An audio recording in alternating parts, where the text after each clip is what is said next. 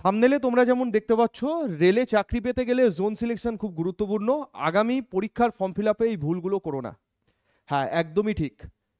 SSC পরীক্ষা, banking পরীক্ষা, railway পরীক্ষায় তিনটের মধ্যে যদি আমি কম্পেয়ার করি, তিনটের মধ্যে সিমিলারিটিস হচ্ছে তিনটি সেন্ট্রাল গভর্নমেন্টের এক্সাম। কিন্তু এসএসসি ব্যাংকিং এর ক্ষেত্রে যেটা লাগে না সেটা হচ্ছে প্রপার জোন সিলেকশন, যেটা রেলের পরীক্ষাতে লাগে।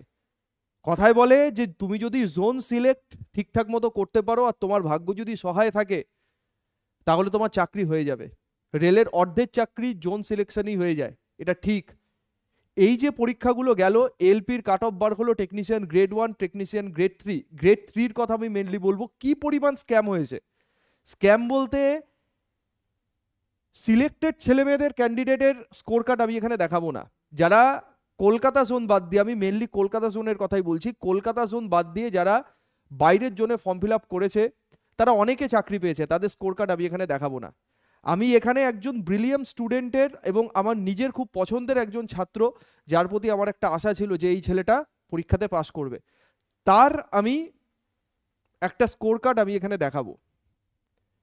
যেখানে একটা ছেলেকে 100-তে 91 পেয়ে একটা ছেলে পাস করে। তোমাদের মধ্যে যারা যারা তোমরা এই ভিডিও দেখছো, তোমাদের মধ্যেও হয়তো এরকম প্রচুর ছেলে মেয়ে পাওয়া যাবে যে যেখানে তোমরা 1-2 নম্বরের জন্য হয়তো কাট অফ ক্লিয়ার করোনি, এবং টোটালটাই নর্মালাইজেশনের ওপরে। এবার নর্মালাইজেশনে ম্যানিপুলেশনের কোনো জায়গা নেই, এটা ঠিক। সেটা অনেক কিছু ফ্যাক্টরের ওপর ডিপেন্ড করে, যে তোমায় দেখতে ভালো বলে তোমাকে বেশি মার্কস দিয়ে দেবে, এরকম ব্যাপার নয়। তাহলে জিনিসটা কি? জিনিসটা কিছু ক্ষেত্রে লাক। আগামীতে এনটিপিসি গ্রুপ ডির ফর্ম ফিল আপ আমাদের অলরেডি হয়ে গেছে, সামনে এক্সাম। এডিটিং উইন্ডো যদি দেয়, সেখানে যদি জোন চেঞ্জ করার অপশান থাকে, যদি থাকে, এখনো গ্যারান্টি কিছু নেই থাকবে কিনা, তো সেটা চিন্তা ভাবনা করে জোন চেঞ্জ করবে যদি মনে হয় চেঞ্জ করার দরকার আছে। আর তোমাদের আমি বারবার বলবো, আগামীতে ফর্ম ফিল আপ করার সময় ভাই কলকাতা জোনকে বাইরে রেখে ফর্ম ফিল আপ করো। যারা হয়তো কলকাতাতে ফর্ম ফিল আপ করছো তারা ভাবছো যে স্যার আমি বাড়ির সামনে চাকরি করব। আগে তুমি চাকরিটা পাও। তুমি এরকম ছেলেমেয়েদের সংখ্যাই বেশি যে যাদের কাছে একটা জব এখন খুব দরকার, তাদের মাইন্ডসেট মেন্টালিটি এরকমভাবে তৈরি হয়েছে যে বাড়ির থেকে সামনে আমার দরকার নেই, বাড়ির থেকে যত দূরে হোক ভাই আমার একটা জব হোক, আমি থেকে যাব, এরকম একটা মেন্টালিটি। আবার অন্যদিকে এটাও ঠিক যে জব করে তোমাকে সেই জায়গাতে সার্ভাইভ করতে হবে। রেলওয়েতে মিউচুয়াল ট্রান্সফার ছাড়া ফ্রিকোয়েন্ট ট্রান্সফার হয় না, এই দিকটা তোমাকে মাথায় রাখতে হবে। যে তুমি আজকে বাড়ি থেকে ধরো 1000 কিলোমিটার দূরে তুমি চাকরি করতে গেলে, সেখান থেকে যে তুমি চাইলেই কলকাতা জোনে তোমার বাড়ির সামনের জোনে আসতে পারবে এরকমও নয়। এত কিছু দিক আছে, সব দিক মাথায় রেখে তোমাকে ফর্ম ফিল আপ করতে হবে। যখন আগামীতে এলপির যেরকম আমাদের এপ্রিল মাস থেকে ফর্ম ফিল আপ আরম্ভ, তারপরে আমাদের টেকনিশিয়ান আবার আসবে, গ্রেড 1 গ্রেড 3 আবার আসবে, এনটিপিসি গ্রুপ ডি আবার আসবে নেক্সট ইয়ারে। তো এই ফর্ম ফিল আপগুলো করার সময় চারিদিক চিন্তা ভাবনা করে ফর্ম ফিল আপ করবে। তোমরা অনেকে হাতের সামনে যেটা পাও সাইট ওপেন করার পরই ফর্ম ফিল আপ করে দাও, না, আগে ওয়েট করো, ভাবমূর্তি দেখো, অবস্থা দেখো, কোন দিকে অবস্থা যাচ্ছে, পরিস্থিতি কোন দিকে যাচ্ছে, সেই জিনিসগুলো দেখো, আগে ওয়েট করে যাও, তারপরে ফর্ম ফিল আপ করো।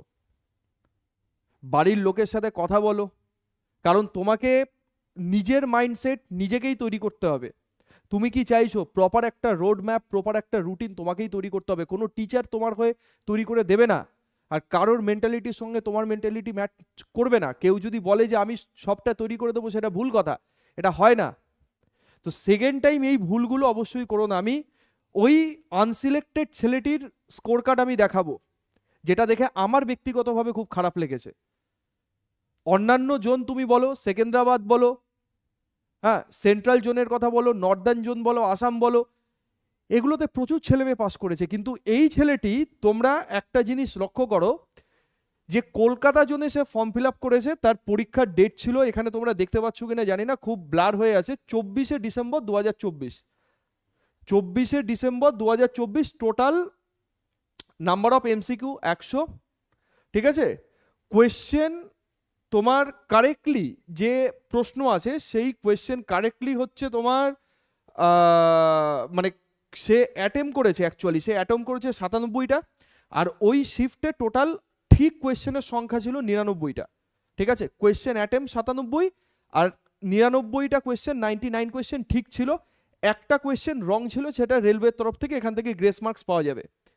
তো ছেলেটা 97টা কোয়েশ্চেন অ্যাটেম্পের মধ্যে 90টা কোয়েশ্চেন কারেক্ট করেছে, 90টা কারেক্ট, 7টা সে ইনকারেক্ট, 87 নম্বর 87.66 তার র মার্কস। 100তে একটা ছেলে 87 পেয়েছে, 87, এটা তার র মার্কস। প্রোরেটেড মার্কস কত? প্রোরেটেড মার্কস মানে গ্রেস মার্কস দিয়ে কত? 88.55। সে টোটাল মার্কস কত পেয়েছে এটা যদি আমি তোমাকে দেখাই, টোটাল মার্কস সে পেয়েছে, ভালো করে দেখো, টোটাল মার্কস সে পেয়েছে কত স্যার? টোটাল মার্কস পেয়েছে 91.66, এটা নর্মালাইজেশন মার্কস তার, 91.66 তার নর্মালাইজেশন মার্ক। কলকাতাতে কাট অফ কত গেছে? 93.86। তুমি এর থেকে ভালো কি এক্সাম দেবে তুমি আমায় বলো? এর থেকে ভালো তুমি কি এক্সাম দেবে? হ্যাঁ, এর থেকে ভালো কি হয় না? অবশ্যই হয়। কিন্তু একটা ছেলে যখন এক্সাম হলে বসছে, তার মধ্যে যে পরিমাণ মেন্টাল প্রেশার থাকে, সেই মেন্টাল প্রেশার নিয়ে এতগুলো কোয়েশ্চেন অ্যাটেম্প করে এতগুলো কোয়েশ্চেন ঠিক করে আসা খুব চাপের ব্যাপার। কম্পিটিশন আজকে সেই জায়গাতে চলে গেছে। এই জন্য তোমাদের ইউটিউব ক্লাসে বারবার বলি, প্র্যাকটিসটুকু ঠিকঠাক মতো করো। এই মার্কস পেয়ে সে কলকাতা জোনে ফর্ম ফিল আপ করেছে, তার বাড়ি কলকাতার আশেপাশে, সে ভাবছে যে আমি বাড়ির সামনে চাকরি করব। সিবিটি একটাই, তোমাদের বারবার বলা হয়েছে টেকনিশিয়ান গ্রেড 3-তে একটা মাত্র কম্পিউটার বেসড টেস্ট, সেখানে কাট অফ আকাশ ছোঁয়া যাবে, দেখো আকাশ ছোঁয়া গেছে। এবার 80 পেয়ে 81, 82 পেয়ে নর্মালাইজ মার্ক, সেখানে কিন্তু অন্য জোনে তোমরা দেখবে কাট অফ ওয়াইজ অন্য জোনে কিন্তু সে চাকরি পেয়ে গেছে, ঠিক আছে? কলকাতা জোনে কিন্তু হলো না।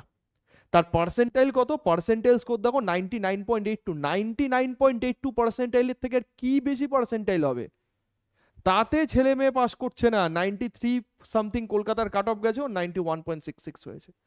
এর থেকে প্যাথেটিক আর কিছু আছে? তুমি আমায় বলো। কত আশা করে, মানে ঠিকঠাক ছেলেমেয়েরা, সিলেক্টেড ছেলেমেয়েরা কত আশা করে এক্সাম দিতে যায়, সেখানে গিয়ে যদি এরকম একটা অবস্থা দেখে, তো সেখানে এর থেকে প্যাথেটিক আর কি হয়? আমি এই ভিডিওতে জাস্ট এইটুকুই বলবো, তোমাদের ওই আরটিআই রিপ্লাই না আসা পর্যন্ত ঠিকঠাক মতো গ্রুপ ডিতে কত ফর্ম ফিল আপ হয়েছে আমি তোমাদের ওই মন গড়া একটা ডেটা লিখে, একটা চার্ট লিখে চারি জায়গায় সার্কুলেট হচ্ছে, যেটা ওটা তোমাদের আমি দেখাবো না। আরটিআই রিপ্লাই ঠিকঠাক মতো আসলে তারপরে কোন জোনে কত ফর্ম ফিল আপ হয়েছে সেটা দেখাবো।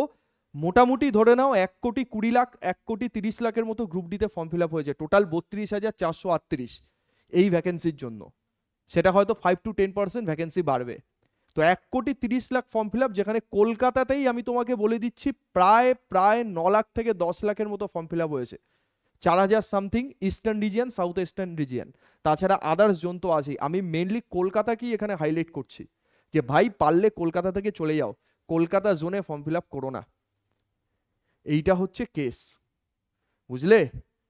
তো পরবর্তীতে ফর্ম ফিল আপ করার জন্য কোন জোন করবে? Western zone, West central zone, ঠিক আছে? সেকেন্দ্রাবাদের দিকে যাও, হ্যাঁ, বা আমাদের নর্থ সেন্ট্রাল যেটা আছে, নর্থ সেন্ট্রালের দিকে যাও। এটা ভ্যাকেন্সির উপরে ডিপেন্ড করে, এটা ঠিক। কিন্তু অনেকের ফ্যাসিনেশন থাকে কলকাতা। এবার তোমরাই বলো যে কলকাতাতে কেন এত ফর্ম ফিল আপ হয়? আদার স্টেট থেকে ছেলেমেয়েরা সব কলকাতাতে ঢুকছে। কলকাতা এবং তার আশেপাশে সংলগ্ন লোক তো আছেই, টোটাল বেঙ্গলের লোক তো আছেই। বেঙ্গলের সিকিভাগ লোক অন্য জায়গাতে ফর্ম ফিল আপ করে, ম্যাক্সিমাম লোক আমাদের কলকাতাতেই ফর্ম ফিল আপ করে। এবার তুমি কি করবে বলো? কি করবে বলো? একটা সিবিটির জন্য এই রকম রেঞ্জে কাট অফ গেছে। জাস্ট এটা তোমাদের একটা অ্যালার্ট, একটা সতর্কবার্তা দেওয়ার জন্য এই ভিডিওটা করা, আদার্স কোনো উদ্দেশ্য নেই। ভিডিওটা প্রচুর শেয়ার করো এবং কমেন্টে তোমরা জানাও। আমি একটু জানতে চাই যারা রেগুলার বেসিসে ক্লাস করো, আমাদের WBPSC ওয়ালা চ্যানেলের সঙ্গে যুক্ত আছো, তারা কোন জোনে কোথায় ফর্ম ফিল আপ করেছো এনটিপিসি এবং গ্রুপ ডি, এটা আমি একটু জানতে চাই। তাহলে একটা আইডিয়া মোটামুটি তৈরি হবে যে কোথায় কি হচ্ছে না হচ্ছে, ঠিক আছে? ভিডিওটা প্রচুর শেয়ার করো এবং ভিডিওর নিচে অবশ্যই তোমরা কমেন্ট করে জানাও, কারণ আগামীতে কাট অফ কোথায় যাবে এর কোনো কিন্তু ঠিক নেই। যেখানে সিবিটি 1 একটা আছে, যেমন গ্রুপ ডির ক্ষেত্রে কিন্তু একটাই কম্পিউটার বেসড টেস্ট।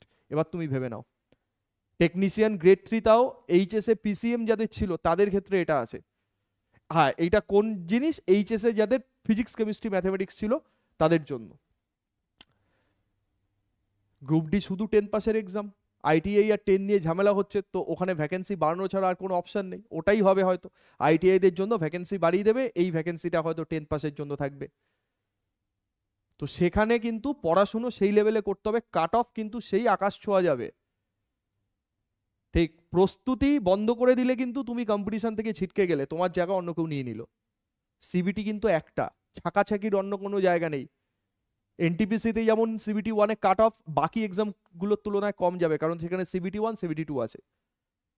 বাকি গ্রুপ ডি আর এই টেকনিশিয়ান গ্রেড 3 গ্রেড 1 এদের ক্ষেত্রে কিন্তু এই রেঞ্জ। পরবর্তী এক্সামের জন্য তৈরি হও, 25 সালে আবার পরপর পরপর ভ্যাকেন্সি আসছে, একটার পর একটা এক্সাম হবে পরপর যেরকম ভাবে হচ্ছে। তো এটা কিন্তু রেলের একটা মানে বলতে পারো স্বর্ণযুগ, 4-5 বছর পরে আবার এক্সাম হচ্ছে, এর মধ্যে থেকে তোমাকে বার হতে হবে, আর কিছু করার নেই। তার মধ্যে তো আবার ক্যাটাগরি ভাগ আছেই, আনরিজার্ভড, হ্যাঁ এটা আনরিজার্ভড, এসসি এসটি ওবিসি এগুলো তো ভাগ আছেই, তার কথা তো আমি নাই বললাম। যারা আনরিজার্ভ ক্যাটাগরির আছে তারাই জানো কি সমস্যার মধ্যে আছো তোমরা। খুব খারাপ লাগছে, খুবই খারাপ, এইটা আমি দেখে নিজেই শকড ব্যক্তিগতভাবে। এরকম হয়তো প্রচুর ছেলে মেয়ে আছে, আমি হাতের সামনে একটা পেলাম, আমি দেখালাম। সিলেক্টেড ছেলে মেয়েদের ক্যান্ডিডেটদের স্কোর কার্ড আমি দেখাচ্ছি না, তারা তো পাস করে গেছে, তারা ফিউচার জীবন তাদের ভালো হোক এটাই আশা রাখবো, এটাই চাইবো। কিন্তু যারা পারলো না, এই জায়গাতে এসে আটকে গেল, তাদের দিকে ওপরে যিনি আছেন তিনি একবার মুখ তুলে তাকাক, এটাই চাইবো। চলো এই ভিডিওতে এইটুকখানি, নেক্সট ভিডিওতে আবার দেখা হবে। প্রত্যেকে কিন্তু কমেন্ট করবে তোমাদের জোন সিলেকশন কি হয়েছে। ঠিক আছে, thank you so much, tata.